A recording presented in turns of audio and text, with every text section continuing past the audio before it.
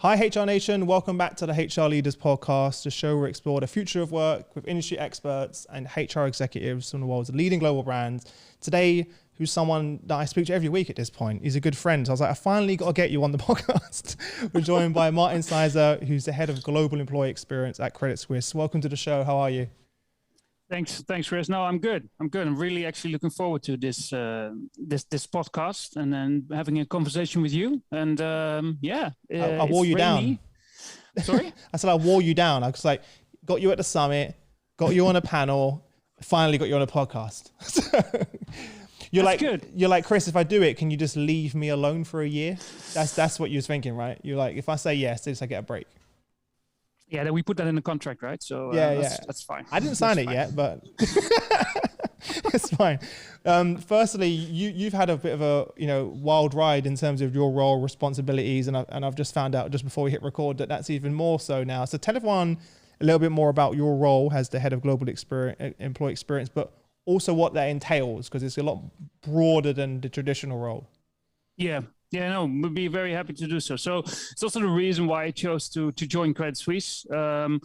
My position is duly funded, so it means I'm on the crossroads, being funded by IT and HR. And I've been saying that a couple of times now, but I think that's a really important. For me, that was a really important criteria to actually join the bank. And even if I say so, throw in facilities or the ones who are responsible for also the workplace, you would have the three main drivers of the employee experience. And with that, I am so I have a global remit, and I am responsible for first and foremost getting in data. Right. So to really understand what the employee experience is for our people and where we should be focusing. And that doesn't only entail HR, that's again, IT, that's facilities, but it could also be the security guy or girl in one of our in one of our offices, and how they treat and react and basically also give an employee experience to our people. So it basically encompasses the whole employee experience ecosystem. Why is that important, though? To explain to everyone why it is important to you to have facilities, IT, etc., as part of that. Why is that so important? Because it's a journey, right? So it's not a linear process. So what I often say is that if you have touch points, like for example, when you come into an office and you have a really great experience, but then when you go and use your computer and it's really poor, the travel to your office and working at your office will be seen by your employees as being not up to par, even poor, frustrating, all that. So if you have certain touch points that are performing really, really well, but you have one that is not really performing well, that actually can bring down the whole experience, and it is viewed as being not optimal.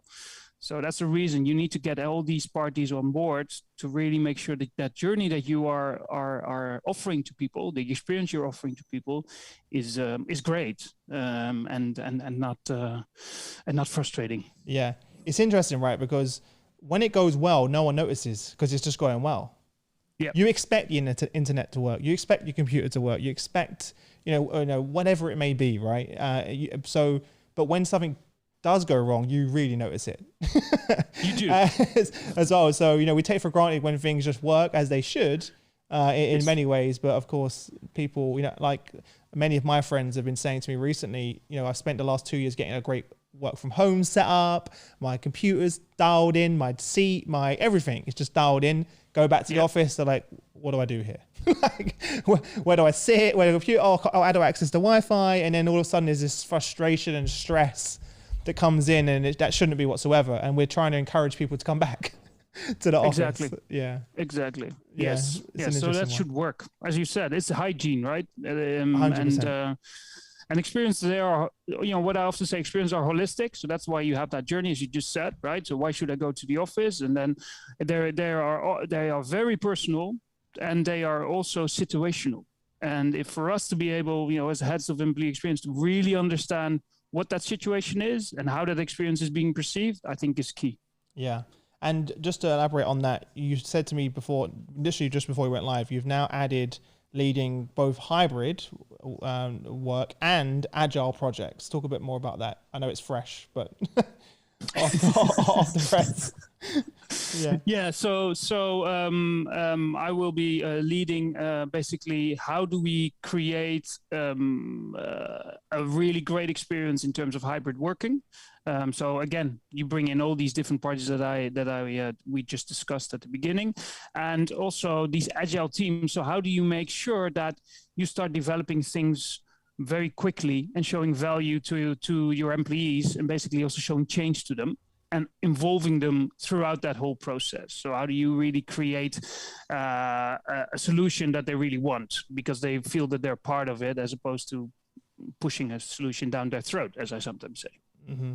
No, it's super interesting. And again, I never really thought of Agile and the impact that would have directly on employee experience. But now you're involved in those projects too. So you're getting to help define some of the outcomes and really pinpointing what are those points and those areas that you need to improve. I do, yeah. As well. I hope that comes with a few more team members. Otherwise, we won't be speaking much. Otherwise, as well. This is kind of a broad question, but how do we make business more employee centric? Ooh, that's a really great question, because the thing is that starts small. I've been very clear, I think, and not quite vocal. I don't believe in programmatic approaches because it's just too big. And as I said, situations, experiences are situational. So what you need to do is you need to start with a project that will have a really great business impact. And then from there on, because the top line, I always say, is the customer experience, right? But only through a really great employee experience, you will be able to really heighten your customer experience. So you need to find something that really creates a business impact, and then from there, set up a project. And then as you start getting results, getting the data in, showing that you're moving the needle, that's when you should actually create this me too, and in a different way effect, where the business basically says, hey, this is really great, I also want to start adopting this, or can you also do this within my business line, because I see what the benefits are. And with that, you start spreading it like a wildfire, and basically the demand starts generating itself, as opposed to that you're trying to push it. Yeah, what that sounds all well and good and easy. Yeah. It's that easy. What are the big challenges that you've come across in your career along that journey? There are a couple of challenges. One is internal, to be quite honest. So in my career, often I'm also battling, in this case, HR or adjacent teams, right? They're saying, it's not a good time, or this is not what my business wants, or, those kinds of things. What you also notice is, of course, by doing so, you are bringing the voice of the employee in. And so you're saying the voice of the employee, the data, is more powerful than, in this case, what I call hippos, right? So there's highest paid individual opinion in the room. And so you start breaking down silos, but you also start breaking down power structures. Interesting. And so people don't really like it when you start breaking that down by showing evidence, by showing data, by taking away slowly but surely also some of their power. Yeah, and the numbers don't lie, right? You're like, here's the data. This is not my opinion. Exactly. Here it is. Exactly. So you may have your opinion, or you may be the CEO, or but here's what you may think one thing, but the employees are not thinking the same thing as you, and that's hard to take, right? It is. And it must be quite being awkward in those meetings, presenting that to an individual with the rest of the leadership team. Do you do that one-on-one normally, or within the team? It depends. I've done it also in a team, actually. I said, it's a really great idea what you're having there, but let's validate it, right? And also let's just see it also in its relativity. You are just one data point. I love that fact, how matter of fact that is to you. You're just one data point. Yeah. So but you see basically a shift starting, right? You see senior stakeholders thinking, okay, wait, this is okay. It's very uncomfortable.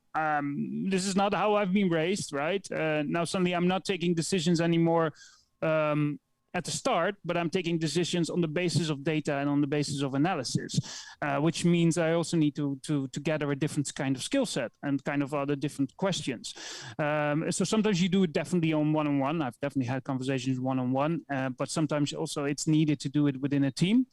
And when you come with data, it's not as you already rightly pointed out, it's not because you think you're smarter or you're right, or you got 1,200 people, 2,000 people, their needs basically backing you up and saying, okay, guys, we've listened to them. Can we do something with this, right? As opposed to what you often see with senior stakeholders, they've listened to 4, 5, or 6 people because these people have found access. But that's not necessarily, of course, the representation of these 1,200 or 2,000 people. Also, I think there's something to be said about the employee experience for leaders at the top of the business is very different for people that are working further down the ladder, if that makes sense. Yeah. So there's a bit of a skewed perspective of what it really means. That, well, I can do it. Well, this is fine for me, and I'm not experienced. Well, you're in a different place. Do you see what I mean? Does that make sense? Yeah, it does. Yeah. So I'm thinking maybe that may get in the way a little bit of that. How would you describe? You mentioned HR earlier. How would you describe your role with HR? Because in other organisations, employee experience is very much owned by HR that I speak to, whereas your role doesn't report into HR. What does that relationship look like? Well, it reports in HR and IT, right? So, yeah, sorry, not just HR. Let me just say it like that. Exactly. Sorry, that's exactly. what I meant to say. Yeah, no, but it's. I think my role is challenger. That's one. So I challenge HR, but I also offer them the opportunity to upskill, to reskill, and to basically also unlearn. And I think that's really important because I bring in concepts like design thinking or service design, right? You bring in things like Agile, and some of the HR colleagues are definitely wanting to embrace it. You also see them. I know what I don't know, but that's why I want to learn. And you also see, of course, different kind of behavior where they are a little bit more defensive because, yeah, you're bringing in something they don't know, and they also know that might change what they're currently doing. Mm-hmm. Yeah, no, it makes sense why there'll be, and I'm sure again similar with those leaders, is a bit of a mindset shift along the way, and on a broader perspective, more of an organizational cultural shift to leading with data insights as opposed to leading with your gut, which many of us have done for our entire careers. They have. Yeah, and we're seeing that with HR in general, right? We're talking about people analytics, and there's a big shift that's taking place as well, and this all feeds back into that. Yeah, and I remember just a quick anecdote. When I was in my career, I was leading employee experience, but also employee listening. And basically, one of the teams, they worked on we were just, actually we were just in the pandemic.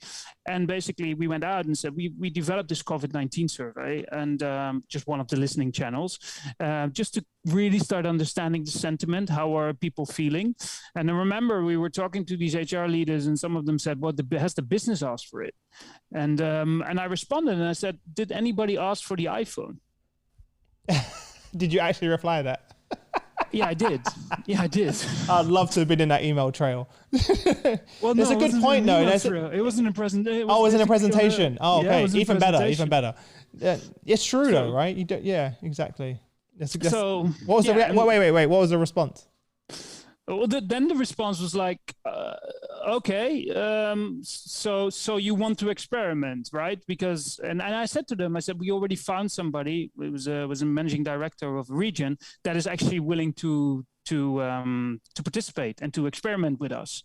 And then you get another question where this is like, yeah, but then you are basically favoring one of the regions, because before you know it, other regions will feel left out. And I said, well, let's then just position that as an experiment, right? If I'm wrong and the business isn't really liking this, mea culpa, mea maxima culpa, we've learned and we can move on. If I'm right, the team is going to be really, really busy in the next 3 months. Yeah. And it was the latter, because we surveyed 55,000 people in like different waves within the next 3 months. Yeah. So, yeah.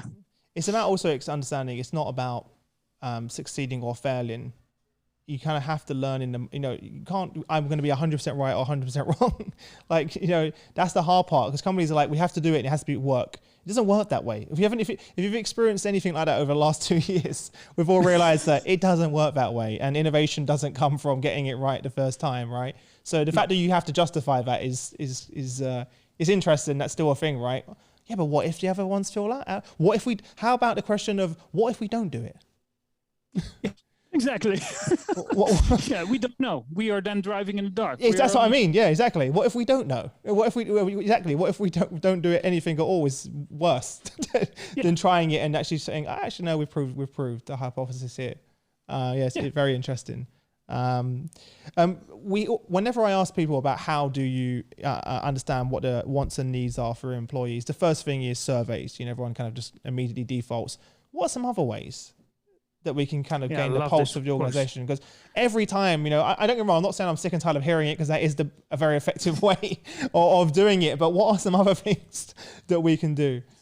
Yeah, so focus groups, but I have a real big but with focus groups, because you always have the hijacker, as I call them, right? With best intentions, they hijack the session. So you have 1 or 2 or 3 people that are really vocal. So what you could do is having focus groups. We actually did that within the bank. We had a focus group where we used Mentimeter to create this safe space. So we got a lot of qualitative data. And of course, you also have the people that are willing to also give some more, you could say, context around the answers that they gave. But it really helped. We had like 3,500 unique qualitative data that we can definitely use and convert that into personas and all these other employee experience assets. So that's one.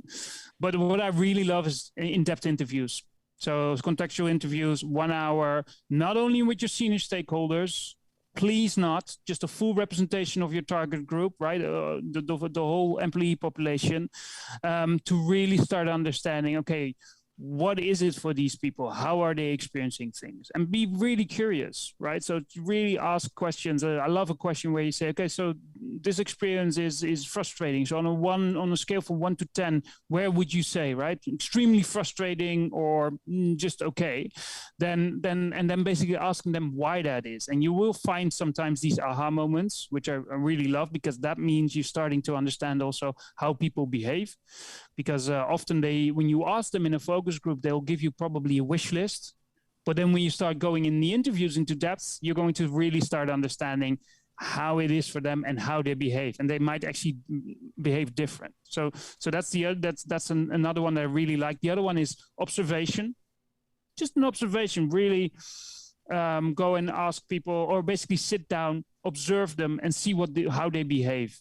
So, for example, the workplace of the future, you could sit just for half a day and see basically how people are using the space and what they're doing. I really loved, was a comment from somebody within Google where they actually found out that they didn't have enough chairs. Yeah. Right? Yeah, I remember. Yeah. You remember that one too. So I really, because I wrote that down, and I really liked that, because it shows you that you can try to, and it connects with what you're saying, is you can't have it right. You'll probably get about 60% of the idea, you'll get the needs, and then you're trying to find the solution. They didn't think about fucking having so many chairs because people want to talk one-on-one, right? So that I really, really like that. And if you start observing it and then starting also acting upon that, that's how you find the best solutions.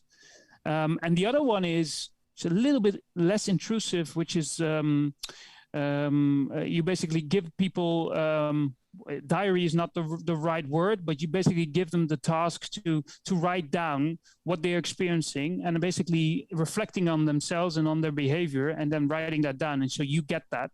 How are you getting anonymous? That, is it through sentiment analysis you're getting that? Or through an app basically, and you get it anonymous, and then you can use that. Yeah, and then you can use that basically to triangulate and then find the data, convert it. Love that. So many other great ways, by the way. I want to. I've got a food for a lot of questions. When you mentioned about the interviews, how are you capturing that information? So you capture that information, again, anonymous. So you don't write down the name of the people. You might write down a couple of demographic data, and then you can do two things. You can either videotape it, which you need to ask, of course, people if they're comfortable with that, or you record it, but you also need to ask that. And the third one is basically writing down the notes. But that's often I don't really like that, because it takes you are interpreting certain things. That's what I mean, because you can, there's a bias that creeps in to that. And in terms of the conversations you mentioned, how do you make sure that there's people feel included when you have the group dynamic? Because you mentioned about someone hijacking, especially I'm interested. Imagine if you did that virtually or hybrid. It'd be really hard, right? Well, what we did is we really we did it in a hybrid way, or actually we did. Okay. Yeah, we did. So basically, we used in this case an app that helps you to do polling. And we made sure that we had some questions around that, and then we had qualitative data, and we asked people if they were willing to really contribute or give some context around it.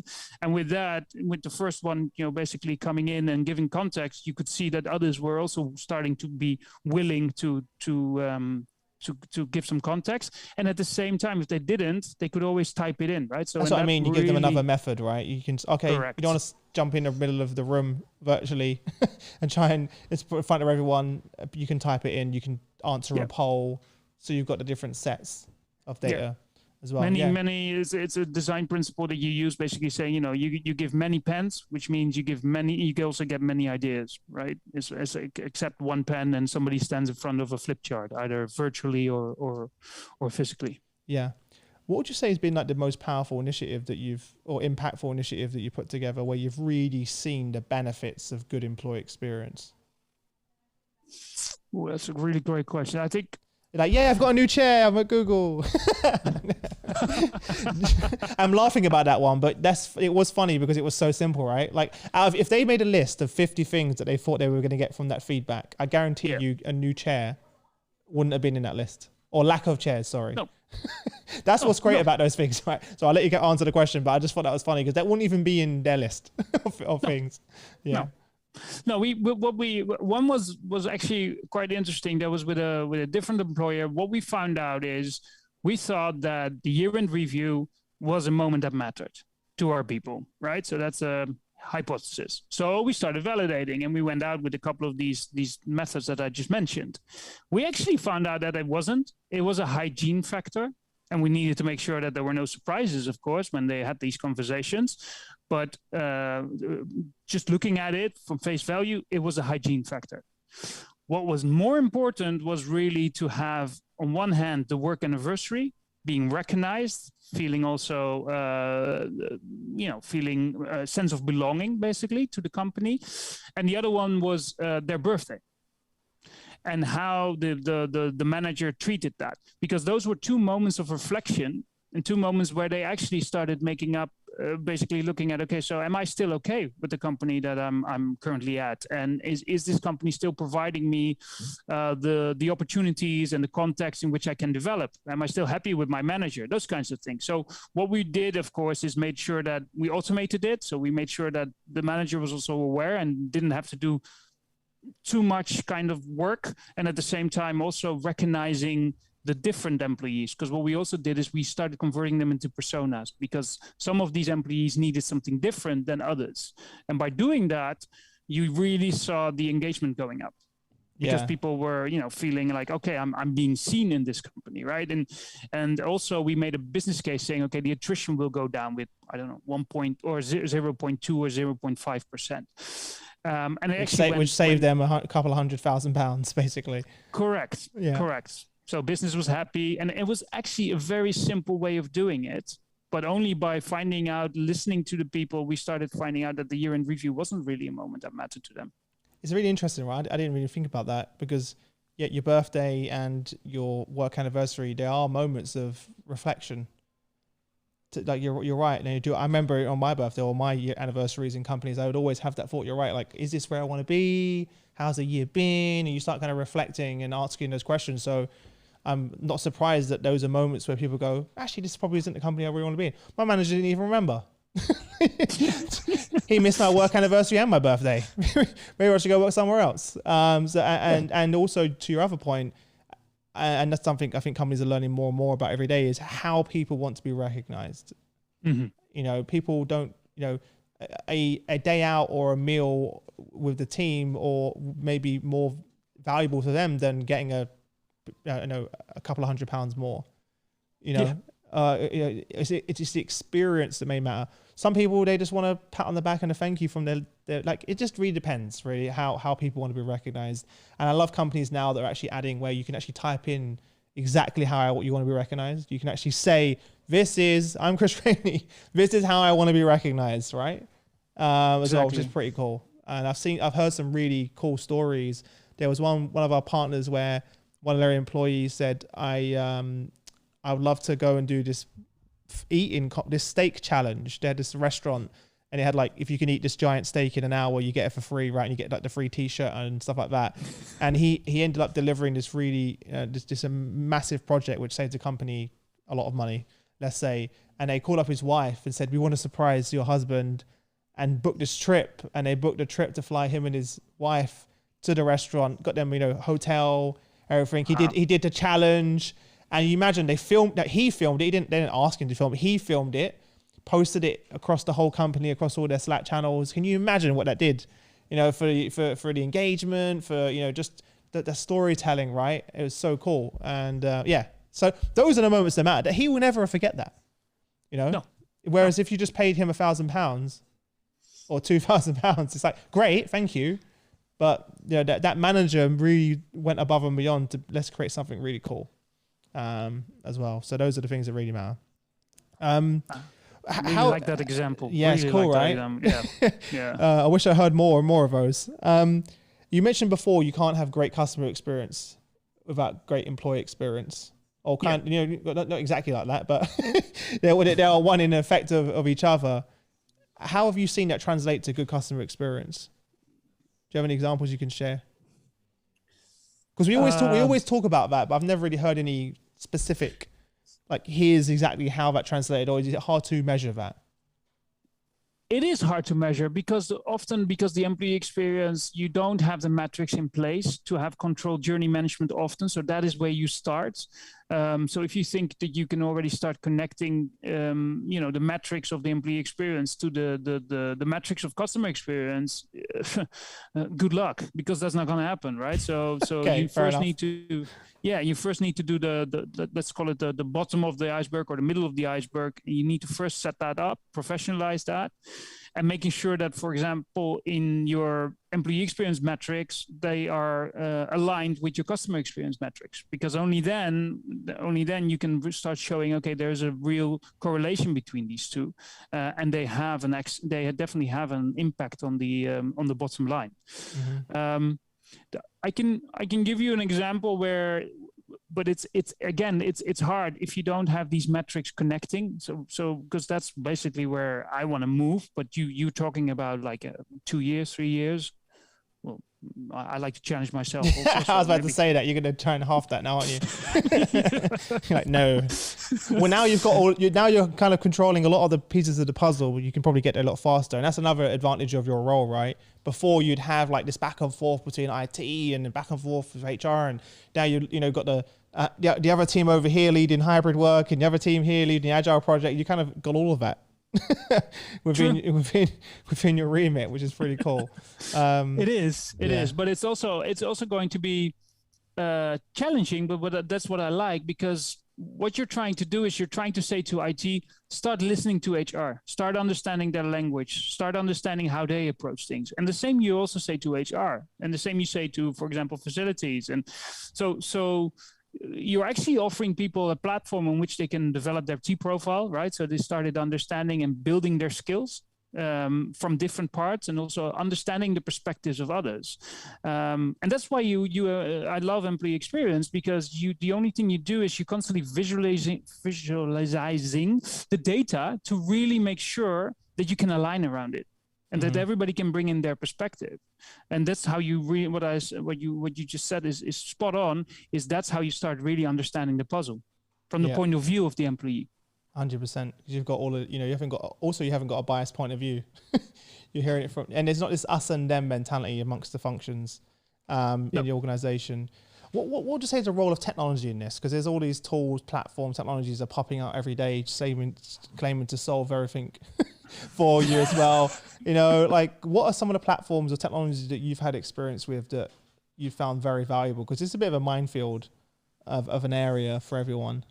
Yeah. I call it the magpie effect. It's the new shiny thing, right? And then everybody jumps on it and then tries to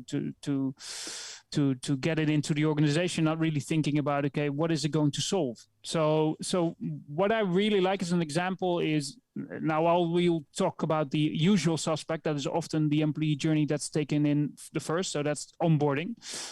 So what I had the pleasure of is looking and redefining this onboarding journey for our people.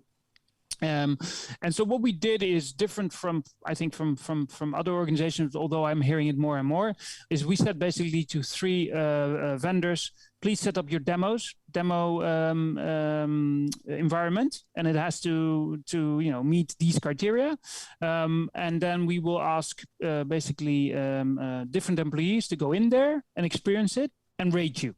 And so rather than you in the team rating them, you let them do it based on those parameters across all of them.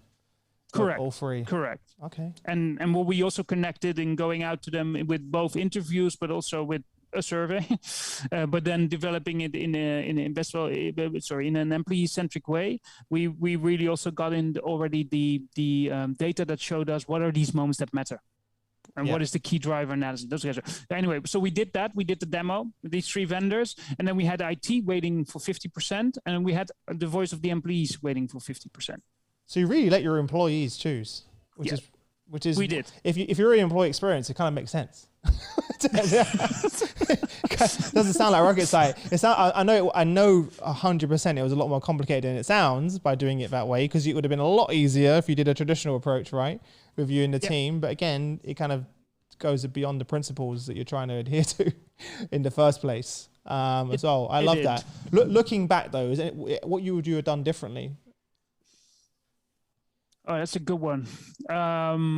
Because it became quite a success. The issue with that is that as it becomes a success, people will come up to, in this case, the project lead or the PMO that was supporting me, basically saying, "Can you show me the Gantt chart?" And we were working fully agile.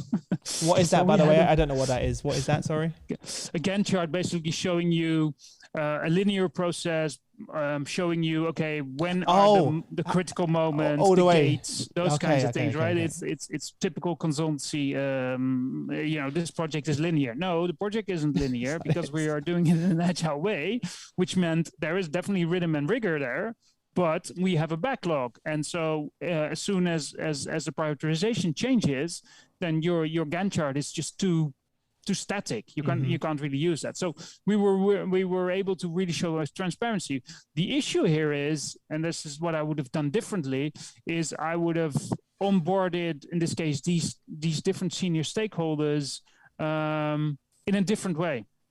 And with that, I mean, I would also have been very more strict, I would say, in the mandate that the team had, because it took us quite some time. Still, we did it within 3 to 4 months. So from inception, from start until the implementation. Amazing. Yeah. The team was really happy, learned a lot. But you see the senior stakeholders going, yeah, but I don't have control now, right? So how can I sell this to my business? And and that's the issue, because the team should be able to take his decisions. About 80% of these decisions they should be able to take about the how, right? And then and these senior stakeholders, they should be able to then translate that sometimes to the what. Mm-hmm. But there you have the issue. And the why as well, of why we're doing it. Is that all it's also sit with the them? Why comes from the voice of the employees, right? Ah, of course, yeah. That's where it starts in the first place. Cool. Yeah, because so basically, what advice then, kind of to summarize on that, what advice would you give to your peers that are looking at different technologies and platforms? What's the top takeaway? The takeaway here is to first and foremost understand the real needs of your people, and then start understanding what technology could solve the issue or the problem they're having, and involve them from the start. So let them choose. Don't take the shortcuts. No. No. You'll only regret it later when Yes. and then it will take a year to do it. Listen, I've realized the time just flew by. Like, I'm not surprised, as I always enjoy our conversations. And you've got these 2 new roles under your belt. You've got so much amazing work going on. What are you most excited about moving forward? I'm quite excited about the fact that once we have the baseline, right? So we have a data that allows us to understand the employee experience ecosystem, that we're then able to say, okay, this is where we're going to move, and this is the projects that we're going to do, right? So what are the journeys that we're going to redesign and reinvent? And then within my role, I'm now also able then to start embedding like solid journey metrics. So also bringing in journey management, bringing in journey owners, and with that changing slowly but surely also the HR function and the way it's working. Yeah, exciting times ahead. A lot of work. We'll do a part 2 a year from now. You can give me an update on the. You're like, Chris, it all went wrong. No, don't say that. Don't say that. You might, but you would have learned a lot. So that's the important part, right? It's not about fell forward. Yes, I learned a lot. Controlled though. I know, and I know you'll be measuring everything along the way. So we'll have the data to see it as well. Last question. Sort of, what advice would you give to your peers? Because many of them are stepping into this role for the first time. Many companies are now creating this role for the first time, but also leaders that listen to the show that also hold this role as a CHRO. And what advice would you give to them? My advice would be to be bold. And with bold, I mean, don't be afraid to shake up the HR function from an employee experience point of view, because you are in the right position, I would say. But also make sure that you know what you're talking about. So when too often I'm sometimes talking to people and I'm hearing them using the terminology and the concepts that employee experience uses, but not in the right way. So if you want to be able to really move the needle within the organization, make sure that you understand and that you've lived through these kinds of things. And the only way to do that is to start experimenting and to start doing things as opposed to only talking about it. I love that advice. I hope they take it. They can take it 2 different ways, but I hope they take the advice. Well, look, thanks so much for coming on the show. It's been a pleasure. I promise I'll give you a break for the next few weeks. You don't have to hear from me again. But I appreciate you. For everyone listening, make sure you go and connect with Martijn on LinkedIn as well. It's probably the best place, right, Martijn? He's going to be a little bit busy, so give him a bit of a leeway if you send him a friend request. And for everyone listening, if you enjoyed the episode, please like, comment, share. We really want to impact as many people as possible. And also, lastly, consider following us on LinkedIn. You'll be notified of the next episode. Apart from that, Martijn, enjoy the rest of your day, and I look forward to seeing you again soon. Thank you very much, Chris. It was my pleasure.